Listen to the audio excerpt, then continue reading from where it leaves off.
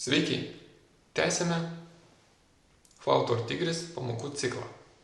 Šiandien aptarsime analizę.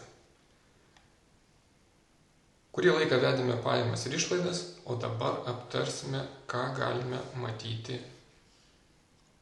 kaip galima apibendrinti mūsų finansinę situaciją.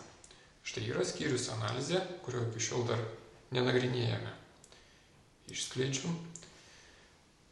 Pirmoje eilutėje matau pajamų ir išlaidų balansą.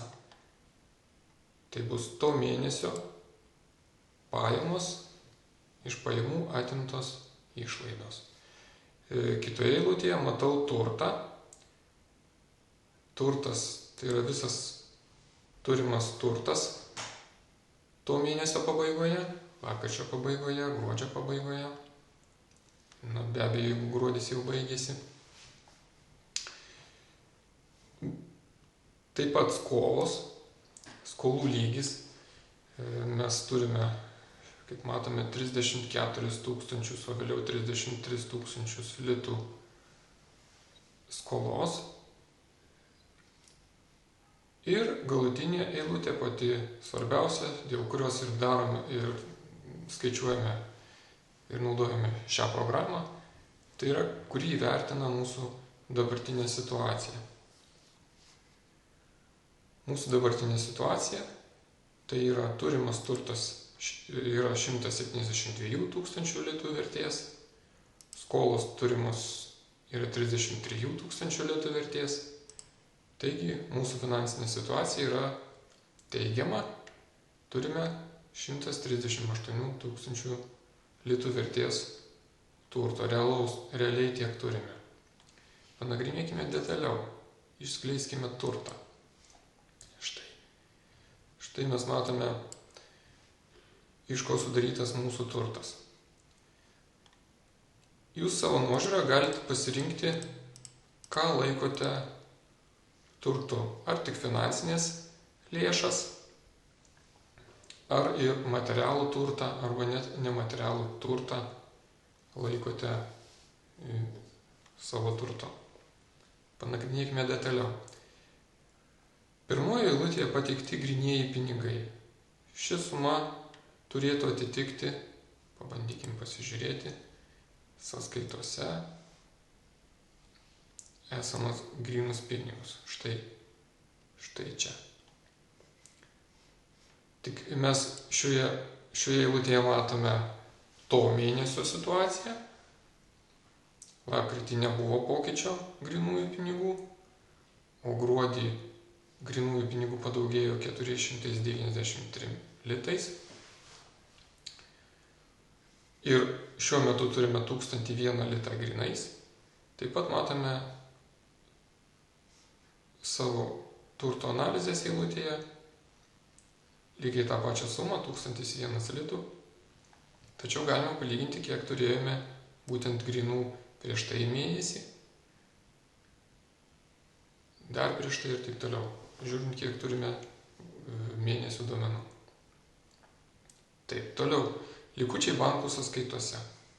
Vėlgi galime patikrinti. Bankų sąskaitose mes turime keletą sąskaitų. Kiekviena iš jų turi savo likutį. Analizės turto skyriuje mes matome visą tai susumuota į vieną skaičių. Lapkričio pabaigoje mes turėjome 1190 litų visose sąskaitose kartu paėmus. Štai šiuo metu turime 1700 litų. Jeigu mes norime žinoti, kiek mes turime viso grynųjų ir sąskaitose, tai ta suma ir yra 2736 litai. Ir matome, kiek jį pakito nuo praėjusio mėnesio. Stebime teigiamą pokytį. Toliau. Kitos paskolintos lėšos. Jeigu mes esame paskolinę kažkam lėšų, tai šioje vietoje matysis. Jeigu pamenat, mes esam patys pasiskolinę, o paskolinę kam nors nesame šiuo metu. Todėl čia jokių skaičių ir nematome. Toliau tolstame nuo grynųjų pinigų iki vis, kaip būtų galima išsireikšti, vis sunkiau pasiekiamų, artėjant prie sunkiau pasiekiamų pinigų. Investicijos. Investicijos mes matysime, mes galime įsigyti, tarkim, kažkokių akcijų, kurias galime greitai parduoti, ganėtinai greitai ir paversti jas grynaisiais pinigais. Jeigu mes tokių akcijų turime, tai matysime šioje eilutėje skaičius. Mes jokių akcijų šiuo metu neturime, todėl vėlgi matome tuščius langelius. Visas šias 4 sritis apjungia tas pats piešinėlis, nupiešta ranka. Jį reiškia, kad lengvai pasiekiami pinigai, ganėtinai lengvai pasiekiami. Bet vėlgi primenu, grynieji yra lengviausiai pasiekiami, bankuose likučiai šiek tiek, mums reikia nueiti galbūt iki banko, arba mums reikia daryti pavedimą, ne visais atvejais mums patogu. Kitiems skolintos lėšos, jeigu mes esam paskolinę fiziniam asmenim, draugam ir panašiai, tai galbūt ne iš karto jie grąžins, reikėtų paprašyti, kad grąžintų ar priminti. Ir investicijos tai vėlgi kažkiek minimaliai nors užtruksim, kol mes tas akcijas ar kažkokias turimus vertybinius popierius ar kitas vertybės parduosime. Toliau matome 3 eilutes su laikrodžio simboliu. Tai reiškia, kad mūsų turimas turtas, vėlgi jis ganėtinai yra likvidus, turime arba piniginės lėšas, arba piniginių lėšų ekvivalentus, kas yra tolygų pinigams, tai terminuoti indėliai bankuose. Bet vėlgi, laikrodukas simbolizuoja ką? Tai reiškia, kad mūsų turimas turtas yra pasiekiamas su tam tikrais apribojimais. Pavyzdžiui, indėlį mes tikrai nenorėtumėm nutraukti ir netekti palūkanų. Štai. Paspaudžiame. Iš tiesų, mes turime 5000 litų vertės indėlių. Žiūrime toliau. Kitos paskolintos lėšos. Kitos paskolintos lėšos ilgalaikės paskolos nėra tokių, kad mes būtumėm paskolinę. Na ir ilgalaikės investicijos, panašiai kaip paprastas investicijos, skiriasi tik tuo, kad, tarkim, jas mes galime parduoti tik tai išlaikę tam tikrą laiką, arba turime kažkokius kitus apribojimus, kas mums neleidžia gana greitai jas paversti pinigais. Štai šitos 7 pozicijos atspindi lėšas, kurias mes vienaip ar kitaip galėtumėm gauti. Pažiūrėkime, šiuo metu turime 7736 litus tokios vertės ekvivalentą, įskaitant grynuosius likučius banko sąskaitose bei padėtus indėlius. Toliau, abejotinai gautos lėšos. Abejotinai gautos lėšos, tai galbūt kažkoks arba asmuo, arba kažkokia įmonė, kuriai esate paskolinę pinigų ir jau abejojate, kad jas atgausite. Tuomet matysite čia. Jums turbūt natūraliai iškilo klausimas, iš kur programa yra nurodyta ir iš kur programa atskiria, kokios sąskaitos priklauso kuriai kategorijai. Ar tai yra grynieji ir, tarkim, likučiai bankų sąskaitose, ar tai yra abejotinos gautos lėšos. Tai iš tiesų nusprendžiate jūs patys. Pažiūrėkite kaip. Jeigu išskleidžiame sąskaitas, taip, sąskaitose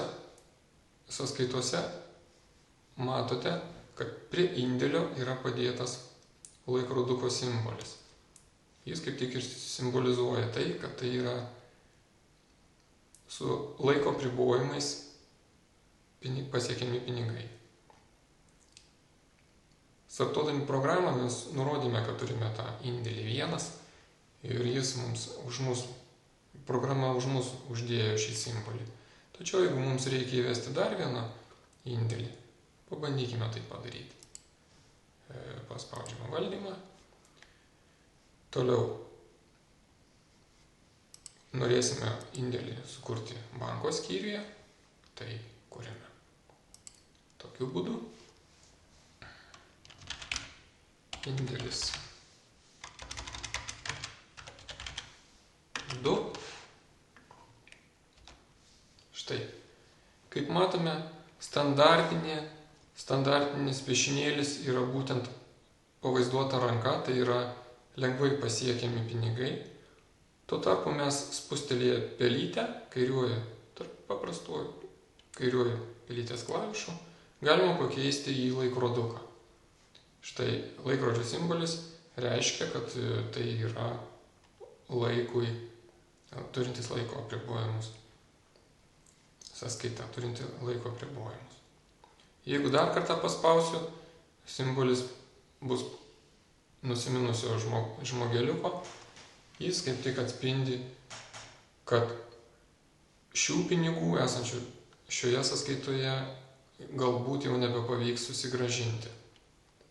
Ir dar kartą paspaudus matome grandinės simbolį. Grandinės simbolis simbolizuoja būtent ilgalaikės paskolas. Tai yra skolas, kurias jūs turite grąžinti. Štai kaip matome, toks simbolis yra prie būsto paskolos. Dar kartą spustelėt, vėl rankos simbolis. Kiek kartų spausite, tie simboliai keičiasi ratu. Štai tokiu būdu jūs ir pasirenkate, kas yra lengvai pasiekiama, kas yra su laiko apribojimais, kas tikėtina nebus sugrąžinta ir kur yra paskolos. Mes paliekame ant laikrodžio simbolio. Grįžtame. Taip. Dabar jau abi šios sąskaitos bus sumuojamos į mūsų terminuotų indėlių eilutę. Na, tik tai mes indėlio neįrašėme jokios sumos, tai šiuo metu jos dar neįsumuoja. Bet jeigu mes dešinėje lange įvesime tą sumą, indėlio sumą jau mums sumuos. Gerai, žiūrime toliau. Toliau dvi eilutės yra materialaus turto. Tai unikali programos savybė, kitos programos paprastai nesiūlo tokių galimybių. Jūs galite apskaityti turimą materialų turtą. Jis yra grubiai skirstomas į dvi kategorijas. Likvidus bei nelikvidus. Na, kas slypi po šiomis sąvokomis? Likvidus turtas galėtų būti pavyzdys turimas butas, automobilis arba netgi kompiuteris. Tai yra turtas, kurį jūs nesunkiai galėtumėte parduoti, esant būtinybei. Tuo tarpu toks turtas kaip keptuvė, nors tai yra materialus daiktas, kurį jūs įsigijote ir jis tarnaus galbūt ne 1 metus. Irgi yra materialus turtas, bet tikrai maža tikimybė, kad jūs sugebėsite tą keptuvę kažkam parduoti, jeigu jūs ją jau naudojate. Tai jau toks būtų grubus palyginimas. Štai, materialus mūsų turtas jau sudaro 164 tūkstančius litų. O nematerialus, tai yra materialus, bet nelikvidus, sudaro 236 litus. Jeigu mums įdomu, iš ko sudaryta ta suma, paspaudžiame ir matome. Štai kėdai ir kažkokia buitinė technika, smulki buitinė technika yra pažymėta kaip nelikvidi. Na, iš tiesų, jeigu nešiotus batus, vargiai ar aš kam nors dar galėčiau parduoti. Taigi, apibendrinant, Šios dvi eilutės iliustruoja, kiek mes turime turto, bet kartu jūs užmetę akį galite matyti, kuri to turto dalis yra lengvai parduodama esant reikalui, o kuri nėra lengvai parduodama.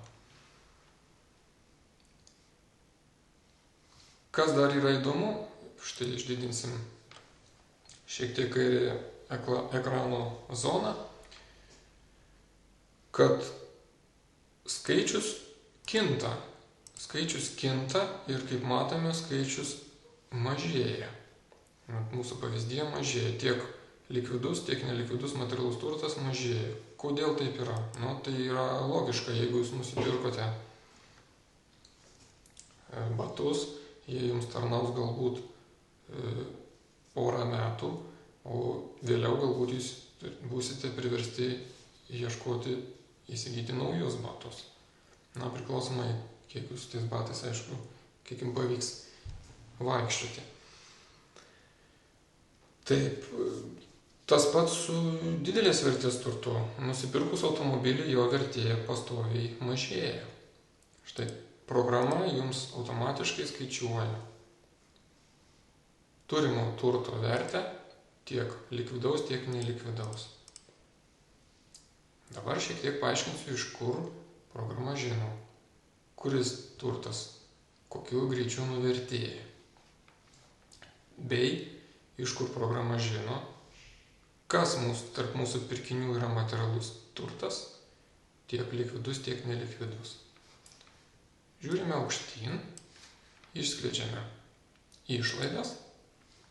Anksčiau apie tai dar nebuvo kalbėta, bet kaip matome, taip pat yra simboliukai šalia daugumos iš kategorijų, kurie iliustruoja. Štai, tarkim, prie buities, netgi išskleidę galima matyti, kad ir visos dedamosios išskyrus menkaverčius daiktus yra materialus turtas. Dėžutės simbolis rodo, kad tai yra nelikvidus materialus turtas. Pabandykime pasižiūrėti nekilnojamąją turtą. Kaip matome, nekilnojamas turtas vertinamas kaip likvidus. Transportą išskleidus, galbūt mes pavažiavę taip pat matysime, kad automobilis tai yra likvidus turtas. Vėlgi, kaip nuspręsti, kas yra likvidus, kas nelikvidus ir kas yra materialus, o kas ne, paprasčiausiai, analogiškai.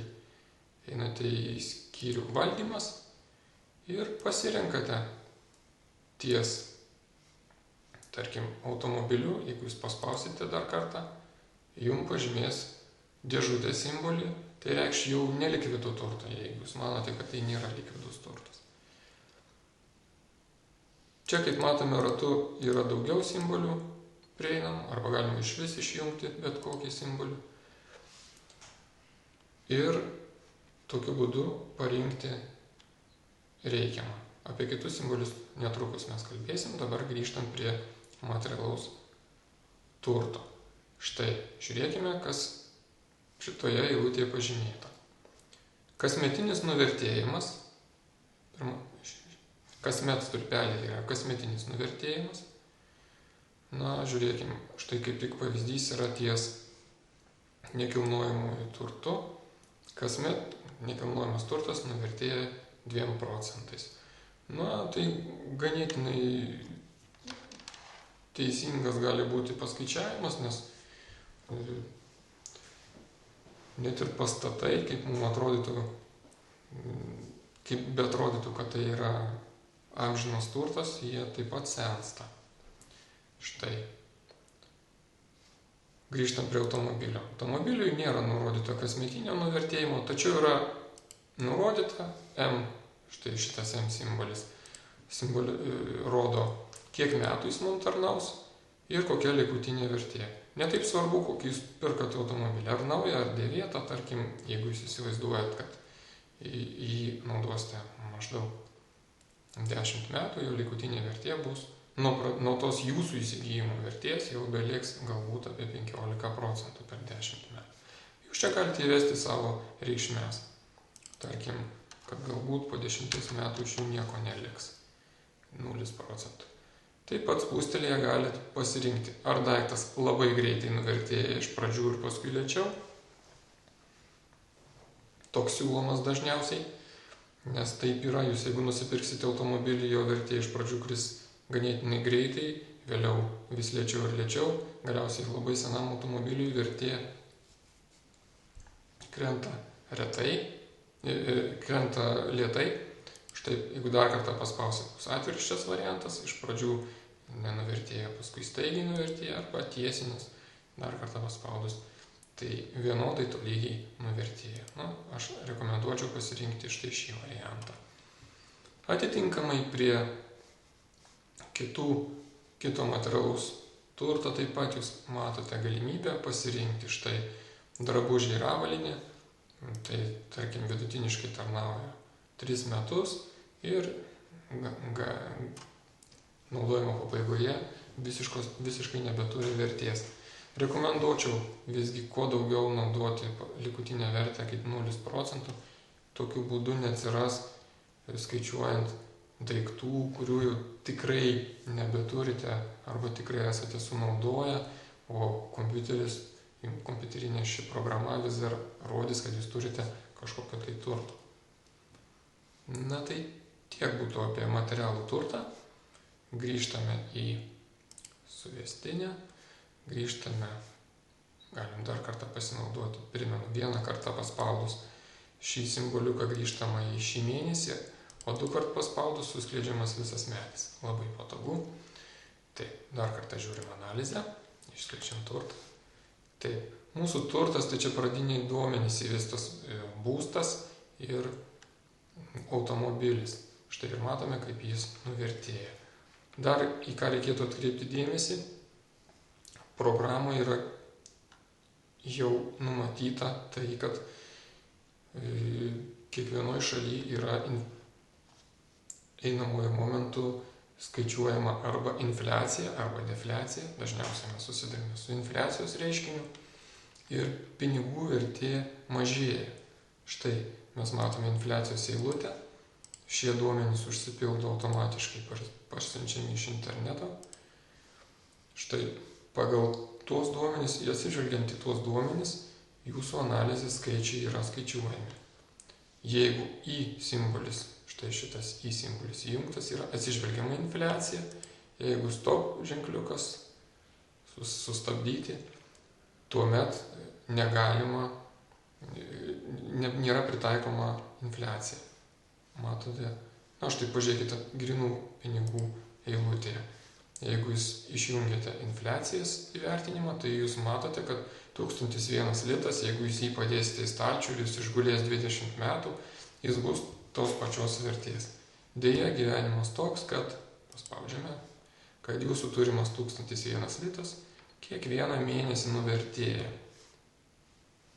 Vėlgi, kaip sakau, visą tai paskaičiuos už jūsų programą. Todėl net ir materialus turtas gali atsitikti taip, kad jūsų nekilnojamas turtas kasmet nuvertėja 2%, tačiau infliacija yra 3%, tuomet jūsų turto vertė augs. Ir jūs matysite nebe 144 tūkstančius, bet ilgainiui 165 ar net daugiau. Jeigu jūsų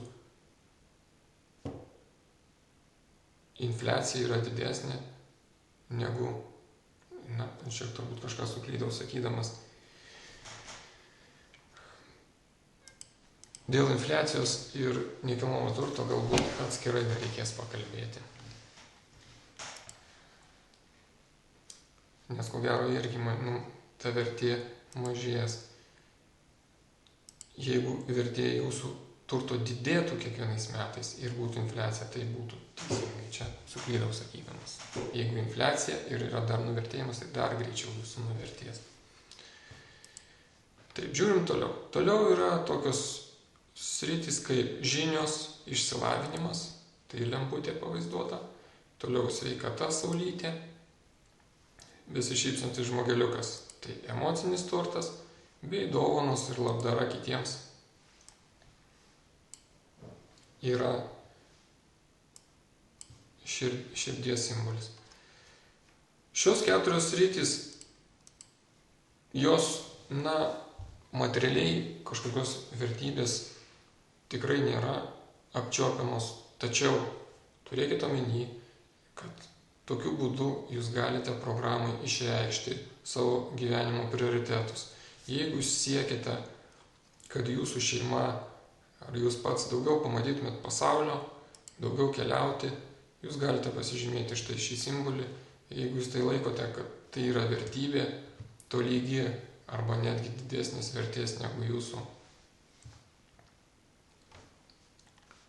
jūsų piniginės lėšos turimos, o manyčiau, kad taip ir yra, tai galite pasižymėti šį simbolį. Bet vėlgi, kai galbūt jūs norėsite įvertinti duotuoju momentu, kiek jūs turite materialaus turto, jūs galite laikinai tas varneles nužymėti ir matyti. Tik tai. Visko dar kol kas nepavyko papasakot. Kitoje pamokoje pabandysiu išdėstyti tokius pat svarbius momentus, kaip stambaus materialaus turto įsigijimo ir pardavimo užregistravimo programoje. Tai šįkart tiek. Ačiū už kantrybę.